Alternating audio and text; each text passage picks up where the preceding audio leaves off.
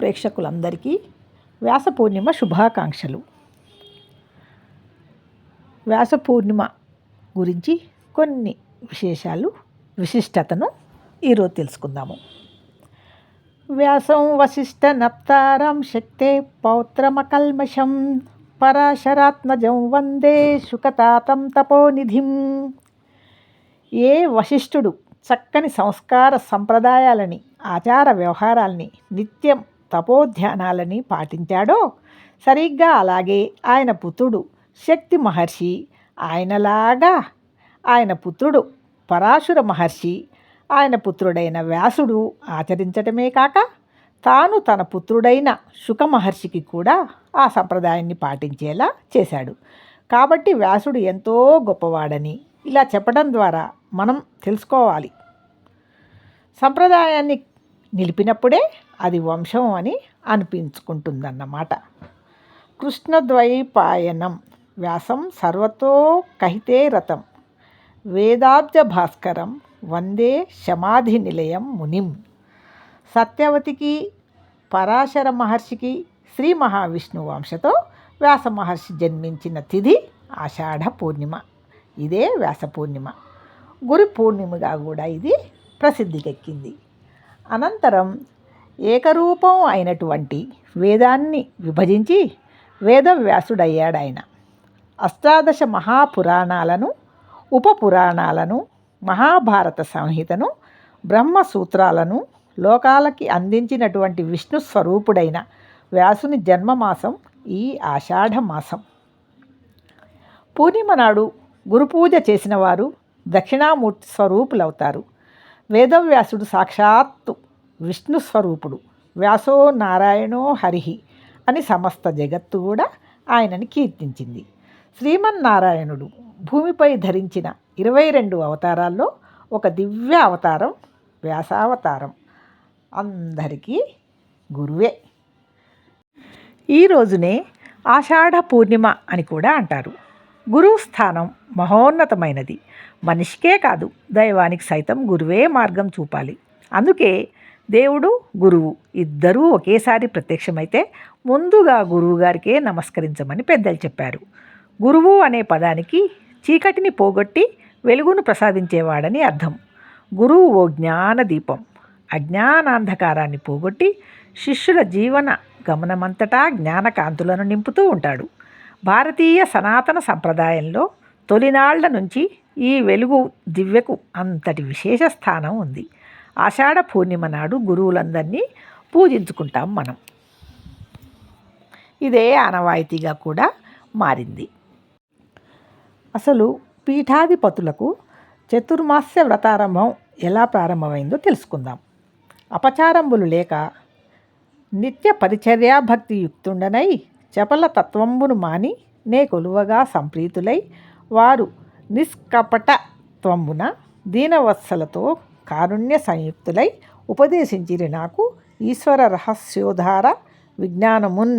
భాగవతం ప్రథమ స్కంధం 109వ పద్యం.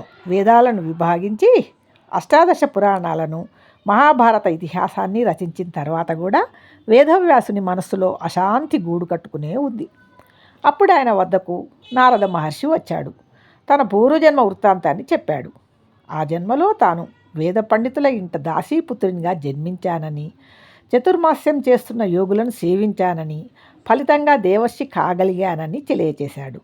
యతుల సేవలో తాను అపచారాలకు, చపలత్వానికి తావివ్వలేదని, భక్తి కలిగి వారి పరిచర్య చేశానని, అందుకు వారు సంతోషించారని, వాత్సల్యభావంతో ఏది దాచిపెట్టకుండా నిష్కపటంగా ఎల్లలు లేని ఈశ్వర విజ్ఞానాన్ని ఉపదేశించారని, చతుర్మాస్య దీక్షలో ఉన్న యతుల పట్ల మన కర్తవ్యాన్ని నారదుడు నిర్దేశించాడు.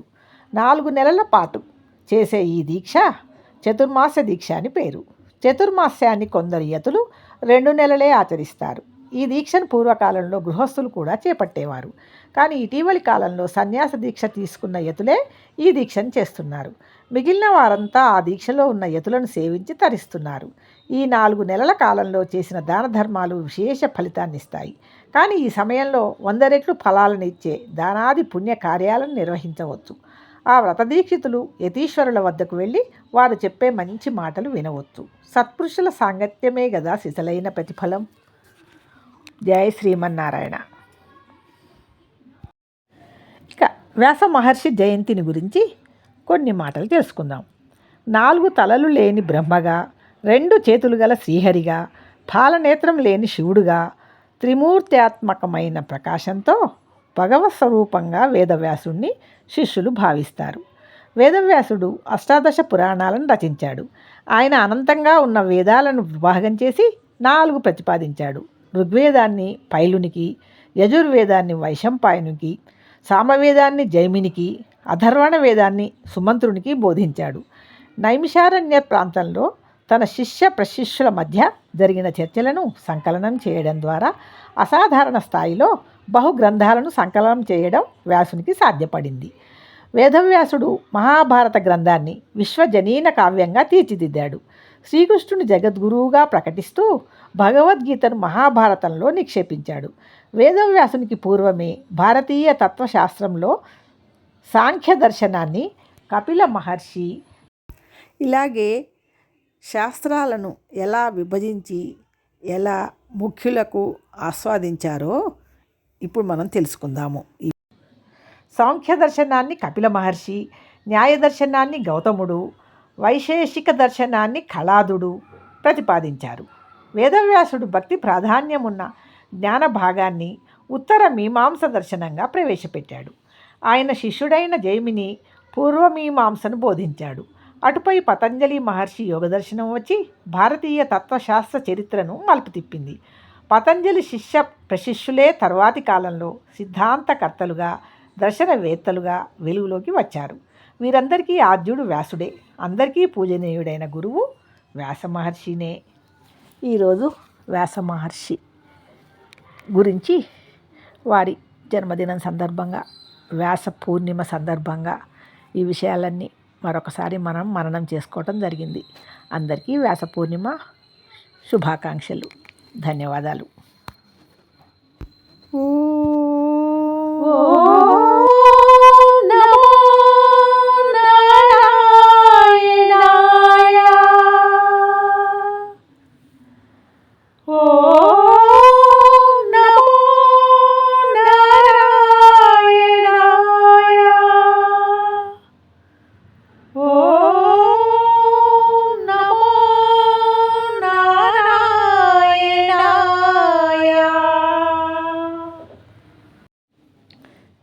నారాయణ మంత్రం శ్రీమన్నారాయణ భజనం. నారాయణ మంత్రం శ్రీమన్నారాయణ భజనం. నారాయణ మంత్రం శ్రీమన్నారాయణ భజనం. నారాయణ మంత్రం శ్రీమన్నారాయణ భజనం. భవబంధాలు పారద్రోలి వరములనొసగే సాధనం. నారాయణ మంత్రం శ్రీమన్నారాయణ భజనం. నారాయణ మంత్రం శ్రీమన్నారాయణ భజనం. గాలిని బంధించి హరించి గాసిన పని లేదు. గాలిని బంధించి హఠించి గాసిన పని లేదు. జీవుల హింసించి క్రతువుల చేయక పని లేదు. జీవుల హింసించి క్రతువుల చేయక పని లేదు. మాధవ మధుసూదనాని మనసున తలచిన చాలుగా. మాధవ మధుసూదనాని మనసున తలచిన చాలుగా. నారాయణ మంత్రం శ్రీమన్నారాయణ భజనం. నారాయణ మంత్రం శ్రీమన్నారాయణ భజనం. భవబంధాలు పారద్రోలి పరమున సంగే సాధనం.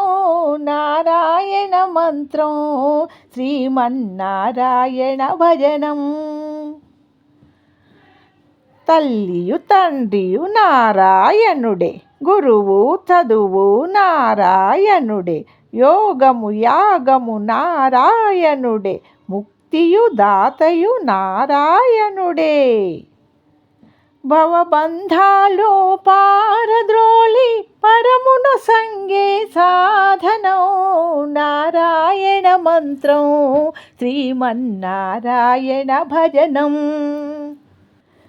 నాద హరే శ్రీనాథ హరే, నాద హరే జగన్నాథ హరే, నాద హరే శ్రీనాథ హరే, నాద హరే జగన్నాథ హరే, నాద హరే శ్రీనాథ హరే, నాద హరే జగన్నాథ హరే, నాద హరే శ్రీనాథ హరే, నాద హరే జగన్నాథ హరే, నాద హరే శ్రీనాథ హరే, నాద హరే జగన్నాథ హరే, నాద హరే శ్రీనాథ హరే, నాద హరే జగన్నాథ హరే, నాద హరే శ్రీనాథ హరే, నాద హరే జగన్నాథ హరే, నాద హరే శ్రీనాథ హరే, నాద హరే జగన్నాథ హరే, నాద హరే శ్రీనాథ హరే,